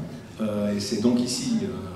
Et à part mettre ça dans le parc de la mairie, ce qui n'est pas possible parce que ce sont des arbres centenaires qu'il faudrait replanter ailleurs, et puis j'ai pas vraiment envie d'installer une chaudière là, enfin plusieurs chaudières, mais on n'a vraiment pas beaucoup de possibilités. Alors on est d'accord que le PLU mériterait d'être révisé, mais ça c'est une autre question à laquelle je m'attelle aussi.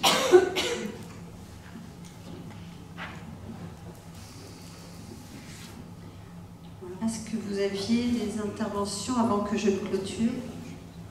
Alors, je passe avant Monsieur Péchard. Oui, d'accord. Alors, Monsieur Péco. Clôturera avec l'intervention de Monsieur Péchard. Alors je voulais fêter un anniversaire ce soir, puisqu'il y a un an, le 21 décembre, on s'était réunis tous, enfin quelques-uns, quelques élus. On a été un très beau groupe de travail pour réfléchir à l'avenir de la halle. Et voilà, je voulais fêter l'anniversaire de cette commission qui s'est réunie qu'une fois, donc l'année dernière, le 21 décembre. Donc demain, ça fera un an. Blague à part, en fait, depuis, on n'a jamais entendu parler de ce groupe de travail. Groupe de travail qui, je vous le rappelle, ça s'est fait en live, en concert et en conseil, d'ailleurs, où ce groupe a été créé un peu... vous avez senti qu'il fallait le créer, donc il a été créé. On s'est donc réunis à une petite quinzaine d'élus, de la majorité, de votre majorité, certains ne font pas partie de votre majorité, j'en faisais partie. Ça a duré, je sais pas, une bonne heure. C'est le principe. Et c'était super, parce qu'on a réussi à trouver la future fonction de la halle, c'est-à-dire une salle multi-activité où on pourrait à la fois diffuser des films, faire des réunions privées ou publiques d'ailleurs, une salle d'exposition, un ascenseur qui pourra d'ailleurs être très discret, Si on dit à l'architecte, l'ascenseur doit être discret, il pourra l'être, au passage. Depuis rien, comme l'a rappelé Max Davo, on est en train de tourner le remake de Ratatouille. Et donc, mais bon, c'est en train de s'arranger, donc ça va. Mais c'est dommage parce que la pauvre halle, non mais là, blague à part, la pauvre halle est en train effectivement de sacrément se dépérir. Il y a 2 ans et demi, vous avez mis de quoi renforcer. Depuis, il n'y a pas non plus des travaux qui ont été opérés là-dessus. Je m'inquiète beaucoup pour le bâtiment emblématique de Charny, au rez-de-Puget d'ailleurs. C'est quand même un peu notre emblème de la commune, parmi d'autres, mais celui-là est quand même très important. Donc voilà, donc ce projet qui était quand même... franchement, je suis sorti de cette réunion où j'étais vraiment hyper enjoué. Et un an naïf aussi peut-être, mais au bout d'un an, voilà. Alors, je vous vois venir, vous allez me dire comme tout à l'heure que on ne sait pas si on va avoir la finance, mais on avance pour le projet de Mme Javon, le projet de Mme Javon, qui est très impliquée sur ce projet du plateau sportif. On va chercher des subventions pour son projet. Pourquoi, du coup, depuis un an, on ne travaille pas sur ce... En plus, on sait où on va, et on est tous d'accord pour aller sur ce projet de la halle. Pourquoi ça n'a pas avancé? On l'avait un petit peu greffé sur le projet d'aménagement de centre-bourg. Oups. Je comprends. Oups. Sur certains retours que j'ai eus, et ce qui m'a un petit peu refroidi, c'est que voilà, j'ai eu des retours sur le fait qu'il fallait rafistoler et la laisser comme ça, sans usage. Je pense que je suis peut-être un petit peu encore dans la digestion. Mais des retours de qui? De certains habitants et de personnes membres du groupe de travail du centre-bourg. Alors, des habitants, les habitants, ils ont élu d'autres habitants pour faire avancer des projets. Donc, si 15 élus sont d'accord sur un projet, quoi qu'il arrive, on peut avancer, puisqu'on était tous d'accord. S'il y a un habitant ou deux qui vous disent « moi je suis pas d'accord, je ne veux pas qu'on touche à cette halle », du coup on fera jamais rien. Il faut bien qu'on avance sur quelque chose. On est d'accord. Donc je pense que j'étais en effet un peu dans la digestion et que on va se relancer sur ce projet-là. Et puis il y a aussi peut-être le quotidien qui fait que voilà, je n'ai pas repoussé le dossier. Mais moi j'ai envie de la voir vivre cette halle. Ah oui. Donc on peut compter sur une deuxième réunion en 2023 peut-être? On en reste donné rendez-vous en 2023. Non, rendez-vous. Merci. Bon. Alors Monsieur Péchard. Parce que... J'ai entre les mains le premier bulletin de Charny-Auray-Puiset magazine. Donc vous êtes la rédactrice en chef. Et je découvre qu'à la page maison de santé, je figure bien sûr en dehors de la maison de santé puisque j'ai été rejeté, mais je suis le seul parmi tous les représentants personnels de santé à ne pas avoir mon numéro de téléphone de marqué. Je voudrais en savoir quelles sont les raisons et pourquoi une telle discrimination. Vous êtes un rédactrice en chef.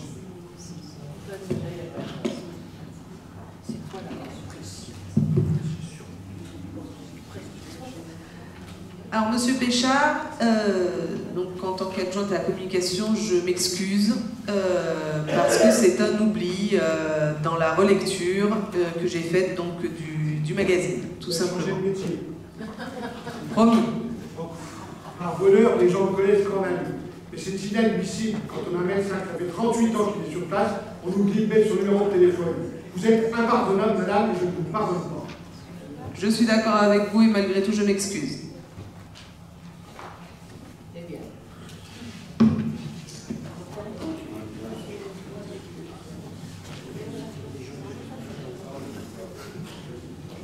Monsieur le Dias. Oui, dans 5 jours, c'est Noël, madame la maire. Et Excusez-moi, j'ai pas... dans 5 jours, c'est Noël. Oui. Vous êtes au courant? Oui. Pour le coup, je voudrais savoir si vous allez en profiter pour demander au Père Noël, parce que je ne vois plus que lui qui peut nous dépanner, des micros et une retransmission vidéo qui fonctionne pour que tous les Charnicois, épuisés bien sûr, pour les 14 villages, puissent profiter des débats du Conseil. Est-ce qu'il est au courant de ce qui se passe? Est-ce que vous l'avez inscrit sur votre liste au Père Noël? Les gens en profitent pour vous souhaiter à tous un joyeux Noël.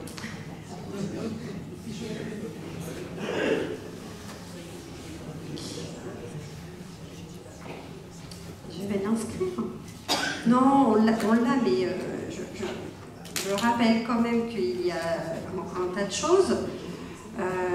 Ça va des micros aux caméras de vidéosurveillance. Voilà, donc il y a quand même pas mal de choses, il y a pas mal d'investissements aussi à prévoir. Donc il faut aussi qu'on vous fasse part au fur et à mesure, il faut qu'on délibère, il faut toujours rechercher aussi les subventions. Il y a aussi voilà, beaucoup de choses. Alors oui, je suis peut-être pas là où vous voudriez que je sois tout le temps, mais j'essaye de faire mon possible quand mes élus pour... voilà. Donc, on va le mettre sur la liste du Père Noël et puis on va essayer d'y réfléchir pour 2023. Voilà, comme là.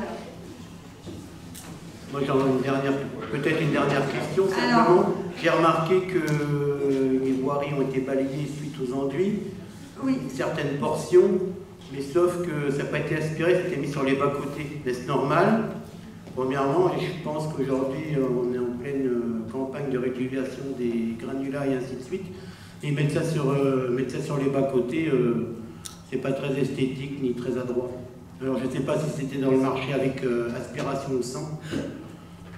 Première question. Et deuxième question, est-ce que les fossés ont été réalisés? Ils avaient été promis pour novembre.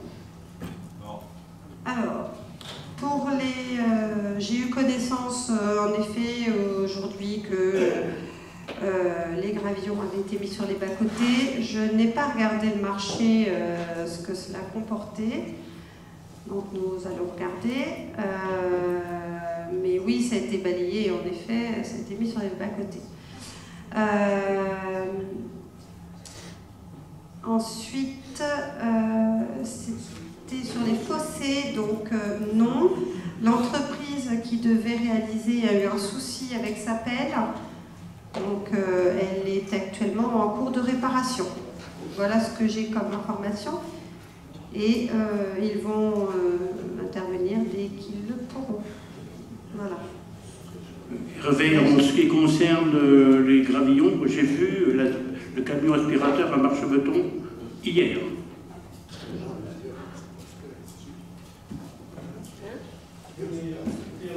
La même chance, parce que la route qui va...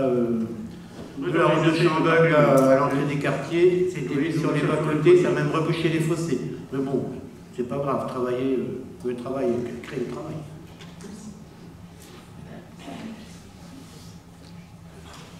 Bon, eh bien, sur... Oui, alors, Pivoire.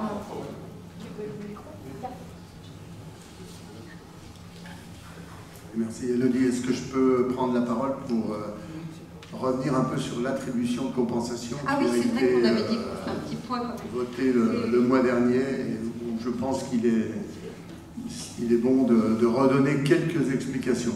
Alors déjà, l'attribution de compensation, ce n'est pas de l'argent que la communauté de communes verse à la commune pour que la commune exerce des compétences qui sont transférées, puisque c'est plutôt l'inverse. Hein, si la communauté de communes qui exerce des compétences, c'est à elle qu'on donne de l'argent. Pour le compte de la commune. Je vais expliquer après le principe après. Après, la France Service ne fait pas partie des compétences qui sont transférées à la communauté de communes. La maison France Service est bien une activité qui est exercée pleinement par la commune de Charny-Aurec-Puisaye avec les agents de la commune, et même quand il y a eu le prêt qui a été transféré à la communauté de communes, il y a 25% du prêt qui est refacturé par la communauté de communes à la commune de Charny-Aurec-Puisaye. Donc voilà, en gros, hein, je ne rentre pas dans les détails, mais en gros c'est ça.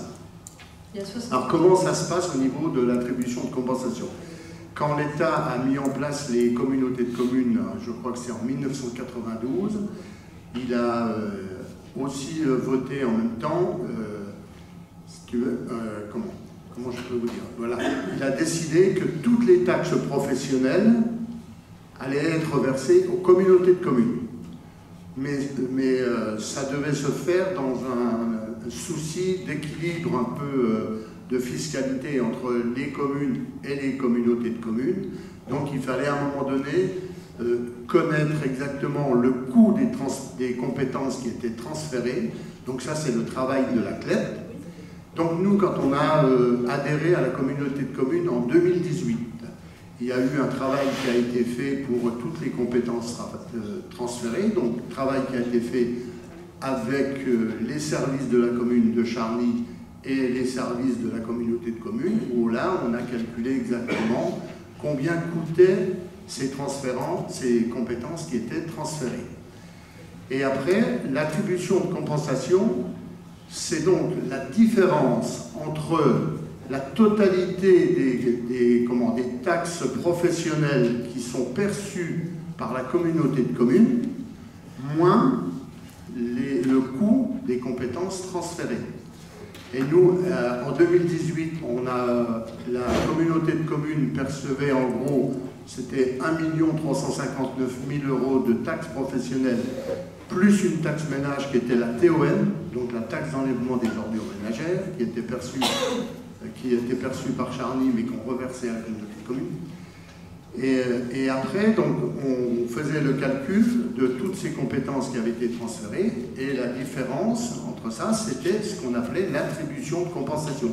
C'est pour redonner de la fiscalité aux communes que la communauté de communes reverse cette attribution de compensation. Alors, normalement, les 1 359 000 qui ont été calculés au départ, ça c'est la base du calcul. Donc ça, on n'y revient pas. Aujourd'hui, on part toujours de ce chiffre-là et on soustrait le coût de chaque compétence transférée. Et normalement, l'attribution de compensation, elle n'est pas indexée. Par contre, si le périmètre d'intervention de la compétence transférée varie, on recalcule à la commission, à la CLEP, donc on recalcule le coût de cette compétence pour ajuster toujours au plus juste la perception de ces taxes par la commune et l'intercommunalité.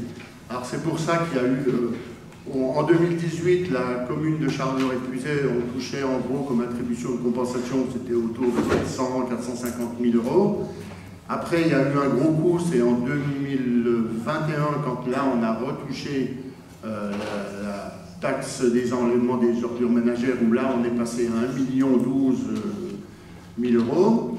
Et le dernier changement qu'il y a fait, c'est quand on a repris la compétence de la piscine, où là il y a eu 30 000 €, enfin 27 000 et quelques euros de reversés à la commune. Après, il y a eu aussi des calculs de refait sur certaines autres compétences, parce qu'il y a toujours un peu des variations.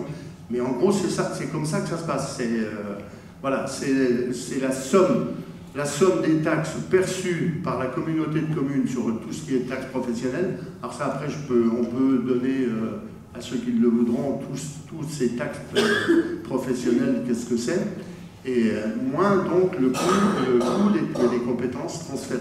Voilà, c'est comme ça que ça se calcule une attribution de compensation. Voilà, j'espère que j'ai été assez clair, mais en étant assez rapide, parce que c'est quand même assez complexe. Il n'y a plus d'intervention. Bon, alors Jean-Pierre. Non, c'est juste une question. Je voulais savoir si tu envisageais de présenter tes vœux à la population, et si oui, la date. Ah, excuse-moi, je t'ai coupé l'herbe sous le pied. Exactement. Bon, j'ai rien dit, je te laisse faire. Excuse-moi. Donc, j'allais vous dire que les vœux auraient lieu à Charny le vendredi 6 janvier, à 20h, ici même. Et puis pour les vœux dans les communes déléguées, on vous fera parvenir, de toute façon on communiquera dessus, on vous fera parvenir éventuellement le tableau. Moi je voulais remercier également toutes les personnes qui avaient participé à la décoration de cette salle. Voilà, je sais qu'il y a un certain nombre de membres d'associations qui ont participé. Je les en remercie. Et puis, je vais vous souhaiter une bonne soirée, de bonnes fêtes de fin d'année. Et puis, je vous invite à partager un dernier verre, le dernier verre de l'amitié de l'année.